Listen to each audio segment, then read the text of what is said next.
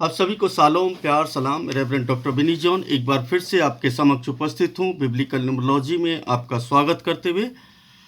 जैसा कि हम बिब्लिकल न्यूमरोलॉजी के ऊपर अध्ययन कर रहे हैं और इसी बीच में आज से जो कि लैंड डेज शुरू हुए हैं, तो मुझे कहा गया था कि मैं इस पर एक वीडियो बनाऊं, तो मैं उसी पर ना एक दो वीडियो बनाऊंगा ताकि आप लोगों को मालूम चल सके कि लैंड डेज क्या हैं और लैंड डेज का इतिहास क्या है।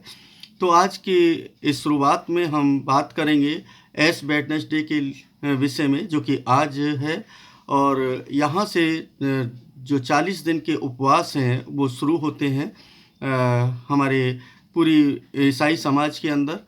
तो उसके बारे में, उसका इतिहास थोड़ा सा पता होना चाहिए कि ये कब है ना शुरू हुए, कैसे हुए और इसका मतलब क्या है। इस चीज़ को है ना हम आज देखेंगे इस वीडियो के अंदर और इसकी महत्वता को भी समझने की कोशिश करेंगे कि इसका क्या महत्व है और क्या होना चाहिए और किस तरीके से हम रखते हैं और उनका क्या परिणाम होना चाहिए। ये सब बातों पर आज हम छोटी सी वीडियो में चर्चा करेंगे, क्योंकि आज एश वेडनेसडे है, तो इसलिए हम चाहेंगे कि इसके बारे में हम आपको थोड़ा सा अवगत कराएं और आपका जो ज्ञान है थोड़ा सा और बढ़ जाए।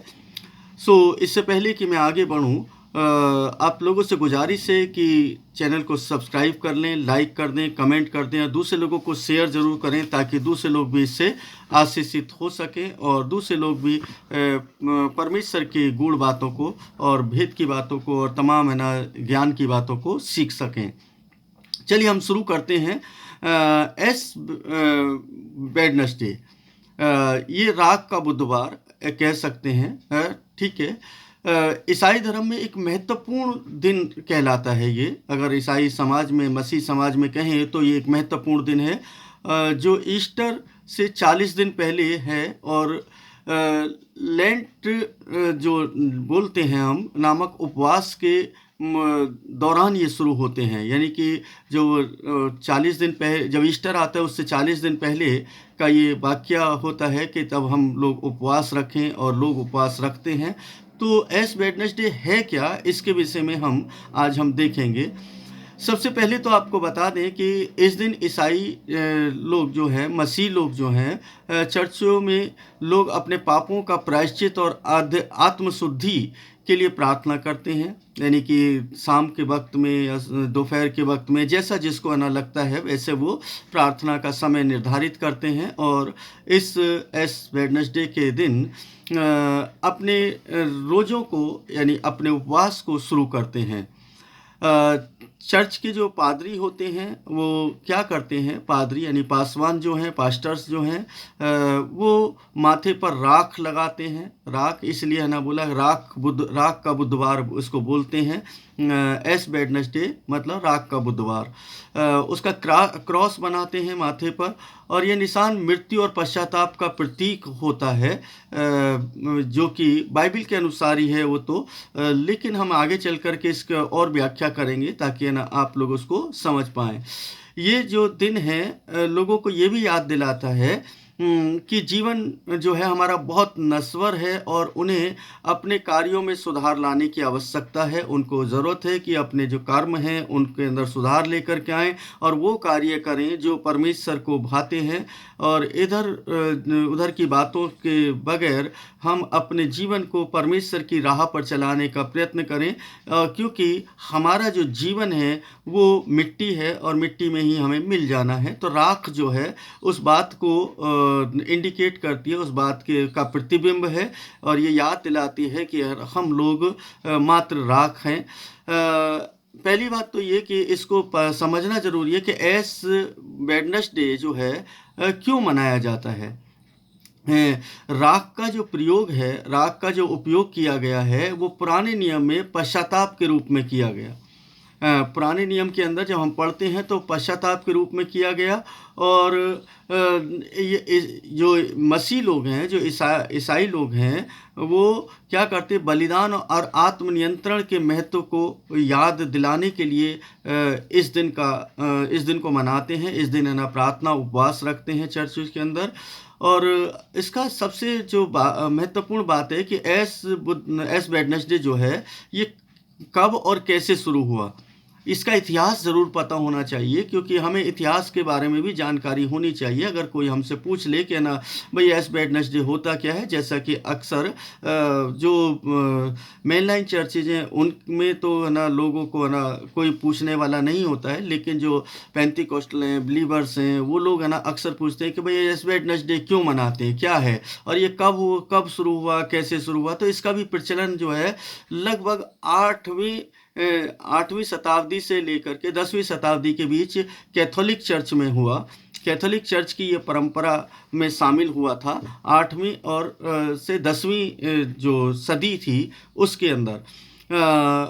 और ये 1091 ईस्वी में पोप अलेक्जेंडर द्वितीय हुए। 1091 में जो ईस्वी जो थी उसके अंदर पोप अलेक्जेंडर द्वितीय ने इसका जो आधिकारिक रूप से पूरे चर्च में मान्यता दे दी थी कि ना हमें एश वेडनेसडे मनाना चाहिए। ये जो प्रथा है ये बाद में प्रोटेस्टेंट और अन्य ईसाई समुदाय हैं उनके अंदर भी फैल गई, और वो लोग भी इसको अपनाने लगे, और धीरे धीरे करके ये काफ़ी फैल गया, और आज कैथोलिक और प्रोटेस्टेंट दोनों में ही एश वेडनेसडे को मनाया जाता है। एश वेडनेसडे पड़ता कब है, यानी कि आता कब है, ये बहुत ज़रूरी है, इसको भी जान लेते हैं हम लोग। तो इसको जानने के लिए है ना आपको बता दें कि ये हर साल ईस्टर से लगभग 46 दिन पहले है ना होता है। 46 दिन इसलिए अभी आप कहेंगे कि 40 दिन के रोजे होते तो 40 दिन क्यों, तो इसमें इसको इस तरीके से देखिए 40 दिन उपवास के हो गए, और 6 रविवार इसमें निकल जाते हैं। तो रविवार को कोई भी उपवास नहीं रखा जाता है। ये है ना थोड़ा सा अलग सा लगता है, क्योंकि मैं आगे चल करके बताऊंगा इसके विषय में कि ऐसा क्यों नहीं होना चाहिए, और क्यों है ना किया इसको, और कैसे है ना इसको हमेशा इसकी जो तिथि है जो वो बदलती रहती है, कभी आगे पीछे होती रहती है। आमतौर पर अगर हम देखें तो इसको ये फरवरी या मार्च के महीने में ही शुरुआत होती है, या तो फरवरी में होगी या मार्च के महीने में इसकी शुरुआत होती है। और अगर आपको जो भी है ना इसके विषय में जानकारी है तो अच्छी बात है, अगर नहीं है तो आपको इसका जानकारी होनी चाहिए, क्योंकि अगर आप मसीह हैं तो इसके विषय में थोड़ी जानकारी तो होनी ही चाहिए। एस का मतलब होता है राख, यानी कि एस को होते राख, और बुध वेडनेसडे मतलब बुधवार, यानी एस बुधवार भी, इसको राख का बुध भी बोल सकते हैं। तो यहाँ पर अगर हम देखें कि एश बुधवार का इस्तेमाल की जाने वाली रात पिछले साल जो पाम संडे पड़ता है, यानी कि जो गुजरा वर्ष होता है उसमें जो पाम संडे होता है, और उसमें जो ताड़ के पत्तों से जो क्रॉस बनाते हैं उस क्रॉस को रख लिया जाता है, और उसको जला करके रख लिया जाता है, और उससे राख बना ली जाती है, और उस राख को चर्च के अंदर रख लेते हैं, और चर्च के अंदर रख करके फिर जब एश वेडनेसडे नेक्स्ट ईयर आता है तब उस राख से क्रॉस ना माथे पर बनाया जाता है। ये कैथोलिक परंपरा में शामिल था, और प्रोटेस्टेंट में कुछ जगह पर करते हैं और कुछ जगह पर नहीं करते हैं। तो ये दोनों ही जगह पर है ना एश वेडनेसडे का प्रयोग होता है, इस्तेमाल होता है, या ऐसा कह सकते हैं कि उसको मनाते हैं। एक बात और है ना ध्यान में रखना चाहिए कि जब ये जो राख है जो मृत्यु को दर्शाता है, विनम्रता और आत्मशुद्धि का जो प्रतीक मानी जाती है, क्योंकि बाइबल के अंदर इसके विषय में बहुत सारे विवरण हैं। तो ये पहला पॉइंट है। दूसरा पॉइंट अगर ना हम देखेंगे तो इसमें मिलेगा एश वेडनेसडे जो है लेंट के 40 दिन के उपवास की शुरुआत है, मतलब जो 40 दिन के उपवास रखते हैं उसकी शुरुआत को दर्शाता है। ये 40 दिन जो हैं प्रभु यीशु मसीह के उस समय को भी दर्शाते हैं जब उन्होंने जंगल में या रेगिस्तान में उपवास और प्रार्थना की थी। इस दौरान जो है लोग है ना एक विशेष काम को करते हैं जो रोज़ रखते हैं, जो इस कैथलिक में विशेष रूप से ये परंपरा है, और प्रोटेस्टेंट में कुछ जगह पर है, कुछ जगह पर बिल्कुल भी नहीं है। ये सब है ना आपको जानना आवश्यक होगा कि है ना आपको मालूम होना चाहिए कहाँ पर क्या होता है और क्या नहीं होता है। इस दौरान लोग है ना मांस नहीं खाते हैं, शराब, मिठाई या अन्य सुख सुविधाओं का त्याग करते हैं, और प्रार्थना व दान पुण्य पर ही ध्यान देते हैं। यानी ये जो चीज़ें हैं ये इन दिनों में इन 40 दिनों के अंदर ये क्रिया करते हैं। अगर जब है ना आप देखेंगे कि तो बहुत सारे जो मसीह लोग हैं, जो ईसाई लोग हैं, वो ऐसा करते हैं और बहुत सारे लोग नहीं करते हैं, और वो मांस भी खा सकते हैं, मांस खा लेते हैं। ऐसा है ना। तीसरा पॉइंट अगर हम देखें तो तीसरा पॉइंट है कि कौन कौन ऐश बुधवार मनाते हैं। हाँ, मैंने कौन कौन से चर्चेज हैं जो है ना मुख्य रूप से है ना एश वेडनेसडे को मनाते हैं। तो इसमें सबसे पहला जो है ना मुख्य रूप से है, क्योंकि कैथलिक लोगों के द्वारा शुरू किया गया था, कैथलिक पोप ने है ना इसको शुरुआत की थी, तो कैथलिक चर्च में इसे विशेष रूप से मनाया जाता है। कई प्रोटेस्टेंट संप्रदाय हैं, जैसे एपिस्कोलियन जो है, लूथरन है और मेथोडिस्ट है। ये सब जो है इसको बड़े जोर शोर से भी मनाते हैं चर्चेज के अंदर। चौथा पॉइंट जो है इसमें एश वेडनेसडे के लिए है, इस दिन के लिए खास परंपराएं क्या होती हैं, क्या क्या है ना किया जाता है। तो इस दिन में क्या होता है कि ईसाई चर्चों में, यानी कि चर्चिस के अंदर, जो कलीसियाओं के अंदर, क्योंकि मुझे ईसाई शब्द इसलिए इस्तेमाल करना पड़ रहा है क्योंकि सबको कंबाइन करना पड़ रहा है, और इसलिए मैं एक इतिहास के रूप में इसको बता रहा हूँ ताकि आप लोग इसको समझ पाएँ। प्रार्थना और सेवाएं आयोजित की जाती हैं, सभाएं आयोजित की जाती हैं और दान पुण्य का काम शुरू किया जाता है इन एश वेडनेसडे के दिन से। तो दूसरा जो है, लोग अपने आप को विनम्र करने के लिए और पश्चाताप करने के लिए अपने अंदर आत्मग्लानि पे महसूस करते हैं कि हमने गलतियां की हैं, पाप किए हैं, अपराध किए हैं, और इस दिन से हम उपवास करेंगे ताकि परमेश्वर हम पर क्या करे, अनुग्रह करे और हमें पूरी तरीके से छुटकारा दे हमारे अपराधों से और हमारे पापों से। इसके बाद है ना तीसरी जो इसमें बात है चौथे पॉइंट में, आमतौर पर एश बुधवार के दिन जो है मांसाहार से बचा जाता है, यानी कि मांस जो है खाते नहीं है। और कई जो मसीह लोग हैं हल्का भोजन ही करते हैं, मतलब जो बहुत सारे मसीह लोग हैं वो है ना मांस के अलावा भी और क्या करते हैं कि वो हल्का भोजन करते हैं, वो कभी भी क्या बोलते हैं सॉलिड भोजन नहीं करते हैं। ऐसा वो है ना कि सोचते हैं कि हमें त्याग करना है तो पूरी रीति से त्याग करें। इसमें पांचवा पॉइंट जो है वो और भी है ना अच्छा है कि एश बुधवार की आधुनिक प्रथा भी है ना प्रचलित हो गई है आज समाज के अंदर। जो कुछ चर्चेज के अंदर क्या करते हैं, ड्राइव थ्रू एश ना जैसी सेवाएं भी देते हैं, जहां लोग अपनी कार में बैठे बैठे माथे पर राख या निशान लगा सकते हैं, यानी कि वो मतलब चलते चलते भी उसको उस दिन को सेलिब्रेट कर सकते हैं। सोशल मीडिया पर उसकी तस्वीर भी है ना आजकल है ना बहुत शेयर की जाती हैं, क्योंकि सोशल मीडिया एक बहुत बड़ा प्लेटफॉर्म हो गया है जिसके द्वारा लोग अपने आप को ये बताने की कोशिश करते हैं कि देखो हमने उपवास शुरू कर दिए हैं। और छठा पॉइंट जो है इसमें ये है कि एश बुधवार जो है, यानी कि एश वेडनेसडे भारत में मसीह समुदाय, यानी कि कौन कौन से राज्य हैं जहां पर ना ये विशेष तौर पर ना मनाया जाता है। भारत में गोवा में, केरल में, मुंबई में और पूर्वोत्तर राज्य और तमिलनाडु में कैथोलिक चर्च इस दिन को विशेष रूप से मनाते हैं, और चर्चों में इस दिन भारी भीड़ देखी जाती है और लोग प्रार्थना और उपवास रखते हैं। यानी ये जो है प्रक्रिया यहाँ से शुरू हो जाती है। अब है ना और भी है ना इसको देखें, बिब्लिकली देखें कि एश वेडनेसडे लैंड डेज का जो मुख्य उद्देश्य है वो पश्चाताप करना है, और इसमें 7वां पॉइंट ले सकते हैं। और ये बाइबल की कई शिक्षाओं पर से प्रेरित है, कई शिक्षाओं से प्रेरित है। मतलब उत्पत्ति 3:19 के अंदर जैसे लिखा है कि तू मिट्टी है और मिट्टी में ही लौट जाएगा, इसलिए राख को है ना माथे पर लगाते हैं लोग और उस दिन को याद करते हैं कि है ना भाई हम मिट्टी हैं और मिट्टी में ही एक दिन मिल जाना है, उत्पत्ति 3:19 के अनुसार।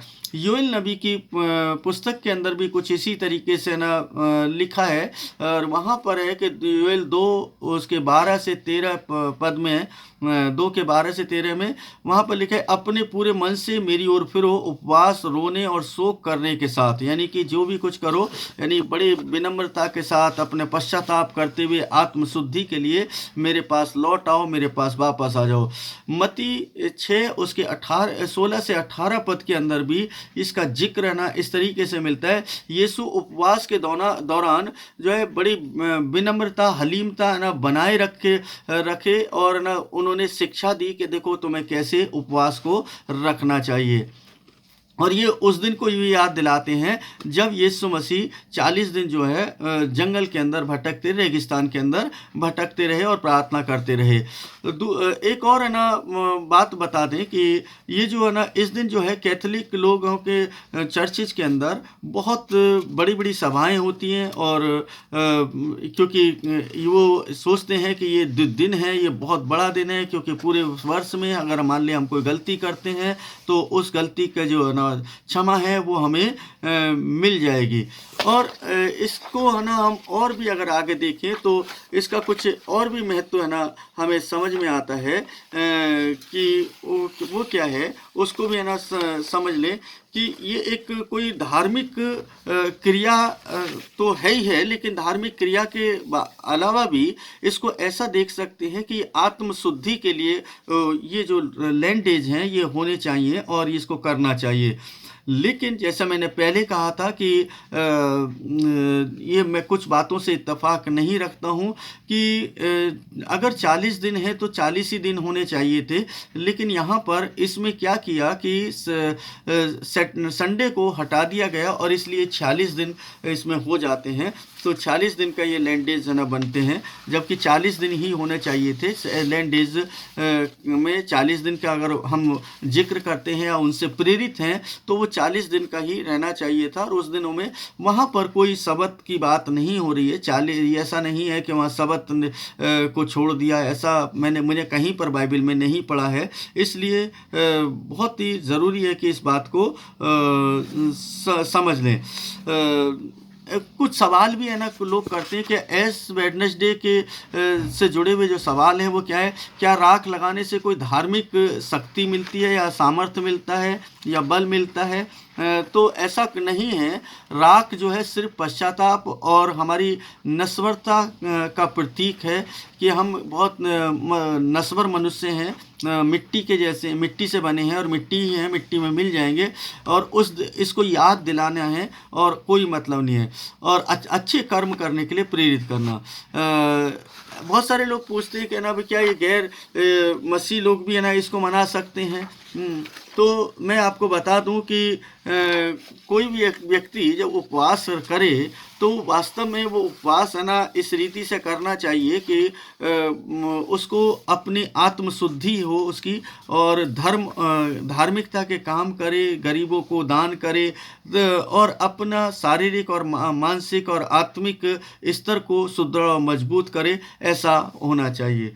एक बात अगर मैं और देखूं कि है ना ये जो है ऐश बुधवार जो है यानी राख का जो बुध है, इसको जब हम देखते हैं कि क्या दूसरे धर्मों से भी है ना ये जुड़ा है, तो मैं कहूँगा कि ऐसा नहीं है कि दूसरे धर्मों से जुड़ा है, लेकिन एक संयोग जरूर है ना दिखाई देता है।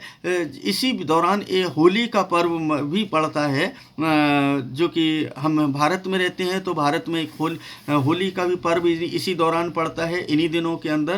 तो होली का पर्व भी वो लोग है ना अपना तरीके से, ये भी पश्चाताप का दिन होता है, लेकिन इसको एक अलग सेलिब्रेशन का दिन है ना उन लोगों ने बना दिया। ये पश्चाताप का दिन है ना होना चाहिए था, लेकिन नहीं, उन्होंने एक अलग तरीके से उसको ले लिया, जबकि मसीहत से उसका कोई भी लेना देना नहीं है। तो अगर आप मसीह हैं, अगर आप प्रभु यीशु मसीह विश्वास करते हैं, तो मेरा मानना यह है, it is my personal views, मैं ना किसी को कह नहीं रहा कि ना आपको लैंडेज ना रखने चाहिए या मतलब उपवास रखने चाहिए या नहीं रखने चाहिए। मेरा ऐसा कोई भी है ना ऐसा वक्तव्य नहीं है। मैं केवल इतना ना जानकारी दे रहा हूँ कि ये कैथलिक परंपरा से शुरू हुई थी, और कैथलिक परंपरा में जब ये शुरू हुआ था तो इसकी जो शुरुआत थी काफ़ी लंबे समय पहले हुई थी। मैं जब अगली वीडियो बनाऊंगा तो उसमें मैं आपको बताऊंगा ये 40 दिन के उपवास कैसे आए और 40 दिन को कैसे रखा गया कि 40 दिन के हमें उपवास रखने, और इसकी शुरुआत कब हुई उसके इतिहास के लिए मैं अगली वीडियो आपको बनाऊंगा, जो कि इस वीडियो के बाद आपको मिल जाएगी। आप उस वीडियो को भी देखें ताकि आप ना ज्ञान अर्जित कर सकें और अपने मसीह समाज के बारे में अधिक से अधिक जानकारी रख सकें। और मैं यहाँ पर किसी की भावनाओं को ठेस नहीं पहुँचाना चाहता हूँ और ना ही मैं किसी को ये कहना चाहता हूँ कि आप करिए नहीं करिए, क्योंकि बहुत सारे लोग जो हैं जो पेंटिकोस्टल फेथ में हैं या ना बिलीवर फेथ में हैं या अलग कोई है ना अलग से कोई फेथ बना लिया है और उसमें वो कहेंगे कि हमें लैंडेज नहीं मनाने चाहिए। तो मैं है ना कहूँगा कि है ना मैं इसके लिए पक्ष में भी नहीं हूँ और जो लोग है ना मनाते हैं